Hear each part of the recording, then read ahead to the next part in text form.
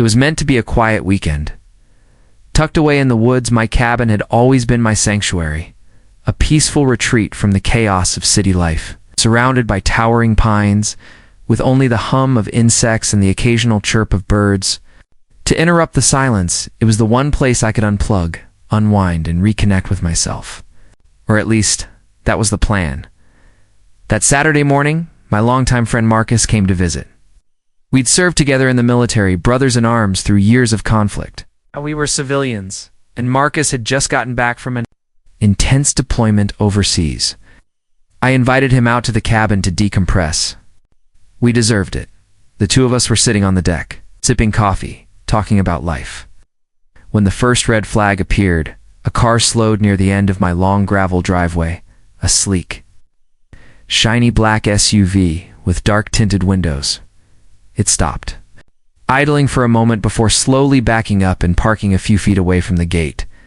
A woman stepped out, blonde bob, sunglasses, clipboard. I knew who it was. Everyone in the community did. Her name was Karen, the HOA president, self-appointed enforcer of all things aesthetic, approved and proper. If a blade of grass grew half an inch taller than regulation, Karen would have something to say. And God forbid if you had the wrong color mailbox. She stood there, squinting toward us, arms folded. "Who's that?" Marcus asked, frowning. I sighed. "HOA Karen. She thinks she runs this entire mountain." We tried to ignore her, but 10 minutes later, she was still there. Now pacing, snapping photos with her phone, occasionally muttering into it like she was narrating a crime documentary. "Is she... recording us?" Marcus said, raising an eyebrow. I stood up, gave her a wave. "Something I can help you with, Karen?" She approached the gate but didn't step in. "Just checking on things," she said, voice tight. "We've had some reports of unauthorized guests, people who don't belong." "No, for safety." Marcus chuckled. "You think I don't belong?" Karen's smile didn't reach her eyes. "We just like to keep things secure. Some people don't appreciate the value of order." "Marcus is my guest," I said firmly, "and this cabin's on private land. Outside of HOA jurisdiction." Her eyes narrowed. "Well, some of us think it should be under HOA rules. You're part of the community after all."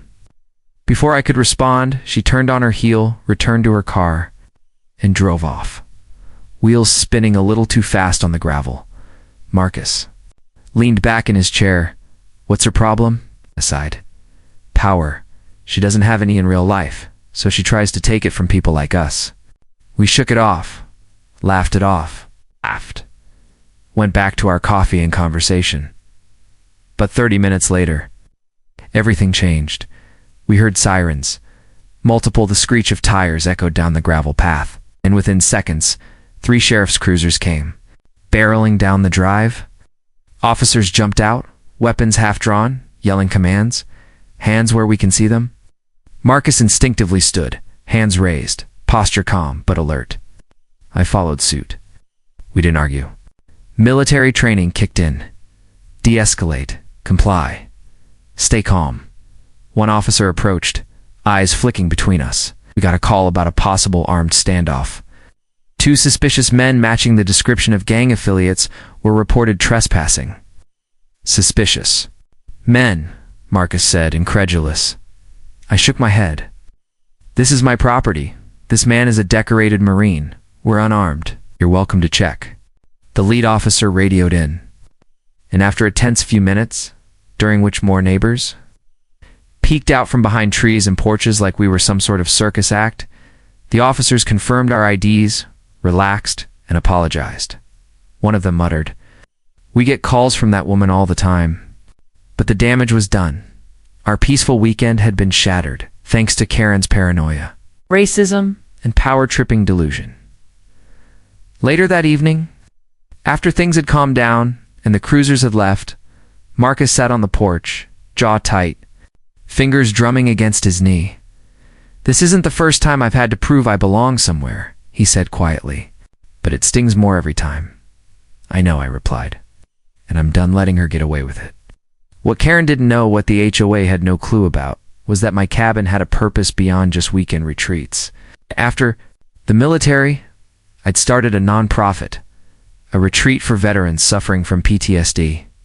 We offered tactical therapy, meditation, and training run by my own hand-picked team of former Special Forces operatives. Many of them, like Marcus, were struggling to reintegrate into civilian life. This cabin wasn't just mine. It was a sanctuary for all of us. And yes, my team was certified, licensed. We had permits, security clearances, and training that would make most private security companies look like toy soldiers. Karen had poked a bear, and she had no idea just how sharp our teeth were. "I'm calling the team," I said, picking up my phone. "Time to make a statement?" Marcus smirked. "You thinking what I'm thinking?" "Oh yeah," I said already, scrolling. "We're going to host a special training weekend right here, with the full SWAT-style course. Drones, defense, drills, counter-surveillance, the whole package." Marcus laughed. "I hope Karen likes fireworks," as the sun set behind the pines. We raised our glasses to the peace we would reclaim and the storm we were about to unleash. To be continued. The morning mist still clung to the pine trees as the convoy pulled up my gravel driveway. 5 matte black SUVs, unmarked but unmistakably loaded with serious talent. My team had arrived. Veterans, brothers, operators. Every single one of them had served in elite units, Army Rangers, Navy SEALs, Force Recon Marines. We called ourselves the Reclaimers, a private nonprofit and tactical wellness team I'd founded to help veterans transition back into civilian life through discipline, connection, and readiness. And today, the mission was very personal. Karen, the HOA tyrant, had crossed the line when she weaponized 911 over her paranoia and personal biases. We were done staying silent. She thought her HOA clipboard gave her power.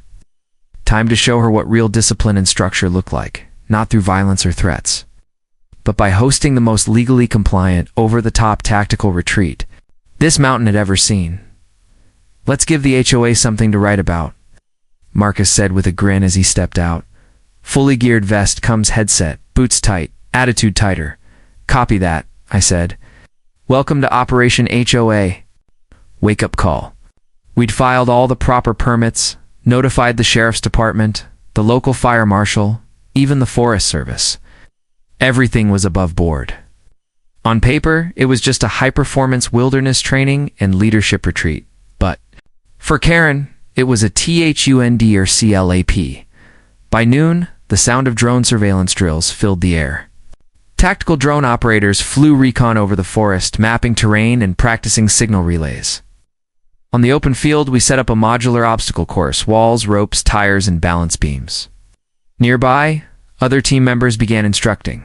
Veterans in silent movement, basic survival skills, and non-lethal self-defense techniques. It wasn't a war zone. It was a healing zone, but one that looked nothing like the HOA's version of acceptable. Oh. And that was the point. Within the hour, Karen appeared again. She stormed down the driveway in the same SUV, red-faced on a mission. A man trailed behind her, likely another HOA board member, clipboard and confused expression in hand. Karen didn't even make it to the gate before she started yelling, "You can't do this. This is intimidation. You're scaring people." Marcus stepped forward calmly, wearing his team shirt with our nonprofit's name printed clearly, Reclaimers, Tactical Wellness.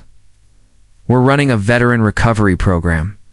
Fully licensed, fully approved by the county. We're helping heroes like us get the support they deserve. Got a problem with that?"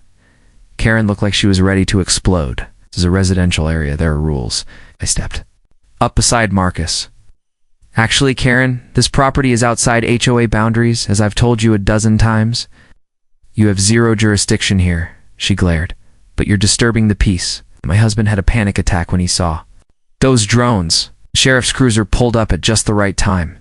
Deputy Wilcox stepped out, same guy from the last incident, and approached. "Miss Karen," said with a sigh, "we've already verified their paperwork. Everything they're doing is legal, safe, and properly notified. We've got no grounds to interfere." Karen's mouth hung open. Wilcox looked at me. "Appreciate the notice, by the way. Our guys respect what you're doing for the vets. Let us know if you need extra patrols." Karen was fuming. "You mean you're allowing this military circus to just keep going? M. Wilcox said flatly. It's not a circus, it's training. And if you call 911 again without cause, you could be facing charges for misuse of emergency services. Karen stood frozen, defeated, furious. Marcus leaned in, voice calm but firm. You called the cops on me because of how I look. You accused us of being threats without asking a single question. Now you're mad because we won't hide anymore? That's your problem to fix. Karen stormed off, dragging her clipboarded companion behind her, practically frothing. We went back to work.